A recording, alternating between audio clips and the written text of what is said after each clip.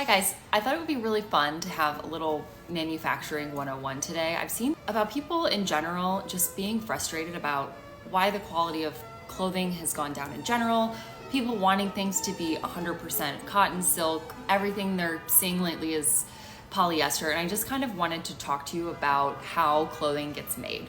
I don't have an angle, I just have a lot of experience in this industry. I've manufactured clothes for a really long time. Why am I qualified to talk about this? I have a bachelor in fashion design from FIT. I have over 15 years of industry experience manufacturing clothes. I've worked at Oscar de la Renta, Marquesa. I spent over 5 years designing dresses at Ralph Lauren. My own direct-to-consumer women's clothing business for almost 7 years. I've manufactured in every scale possible, from one dress in the garment district to 10, 20,000 overseas in Asia. So I run the gamut in terms of how to manufacture. So there's generally two ways to skin a cat. Less expensive factories will have what's called a package deal, where they're gonna offer you fabric and cut and sew. So they're gonna offer fabric, cut and sew, all in one. These are gonna be less expensive factories, and because you're buying everything from them, you get a better deal.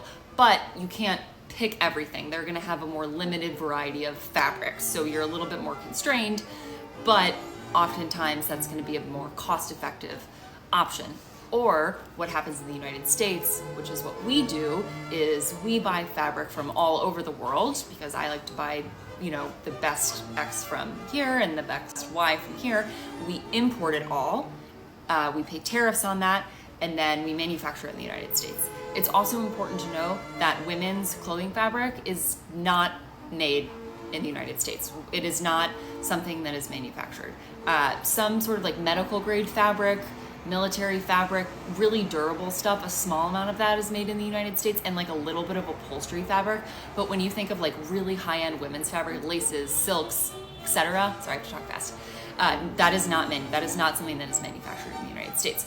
So higher end product like mine, we import everything and then we manufacture it in the United States. So I kind of just wanted to give you a little clarity on truly what it costs, because people are so frustrated by seeing prices rise and then they look at the tag and it's polyester and people feel cheated, and I totally understand that. But I think it's important to know what just base fabric costs in 2025. Just a little bit of fast math is gonna make you understand.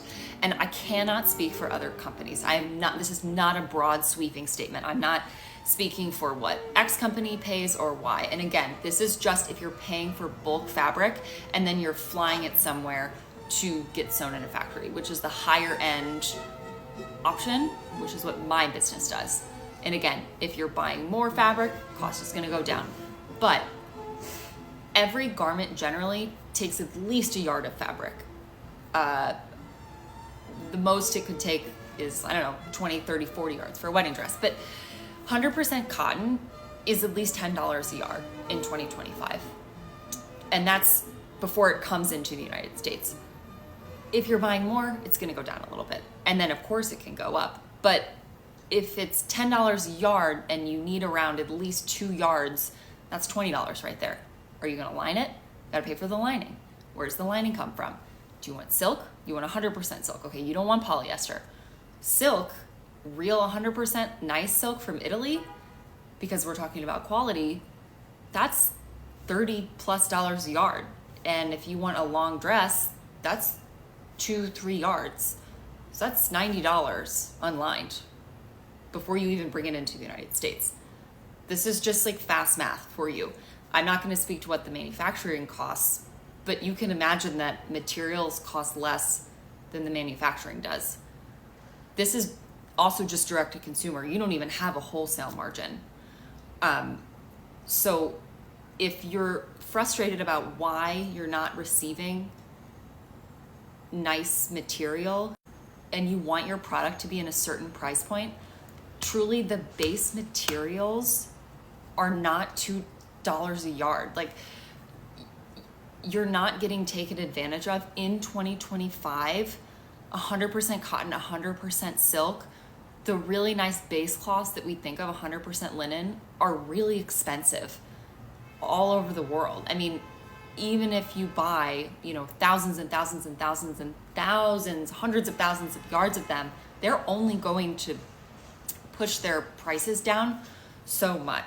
It's really frustrating for the consumer to see something and they're like, why am I, everything I'm receiving is polyester? It's because they have to make the margin somewhere. So would you rather have something sewn well in a sub fabric or really, really nice fabric sewn improperly?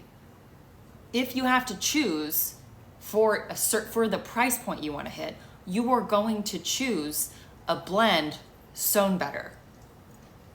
It's just the reality of the business. And again, I'm not defending their choices. I'm just trying to educate you on how clothing is made so you understand and it makes sense to you while you're shopping. Because as a consumer, I would rather, if I have a $175 budget, I would rather buy something that's a polyester blend that's sewn better than something that's 100% linen that's sewn really poorly. And again, all of this varies from factory to company, but I just hope that gives you a little bit of insight into how clothing gets made. There's a million ways you can do this, but fast rule is higher end factories, you bring all your materials in from different places, different embroideries, different trims, different silks, different linings. It could be from the same area, but you bring all of those in and then the factory puts it together, or you have a package, which is the factory supplies everything and then they give you a negotiated price. Just a little manufacturing 101. And then also where it's imported depends on the tariffs. So that also has to fit into the margin. So if everything is being imported into the United States, depending on what the current tariff rate is, that tariff is also going to have to get baked into the margin if they're not passing it on to the customer. So then they would have the option of changing the quality of the fabric. If they're not going to pass price increase onto you, they could adjust the quality of the fabric or the quality of the construction. Again, I'm not getting into any sort of broad sweeping statements about what any specific company is doing. I'm just trying to give you a little bit of education on how a piece of clothing gets made, how it gets brought in, and how it gets sold. I love manufacturing. I love the international components of sourcing. Happy to do more videos explaining, we do sweaters, that's yarn, importing yarn, and manufacturing knitwear is a totally different conversation. But yeah, I hope that just provides a little bit of insight into how all of this works, guys.